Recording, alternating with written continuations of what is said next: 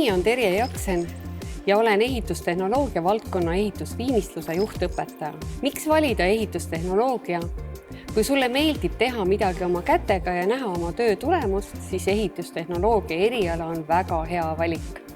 Alates käesolevast õppeaastast saab õppida laiapõhjalise õppekava järgi, mis tähendab, et esimesel aastal tutvud erinevate ehituse valdkondadega ja saad aru, mis sulle kõige rohkem sobib. Alles pärast seda valid oma suuna. Valida saab 4 põneva õppesuuna vahel: kivi- ja betoonkonstruktsioonide ehitus, puitkonstruktsioonide ehitus, ehitusviimistlus ning hoone tehnosüsteemide ehitus ja hooldus. Õpingud ei ole ainult klassiruumis. Õpid palju praktilist, käid ka ettevõttes praktikal, kus saad oma töökogemuse.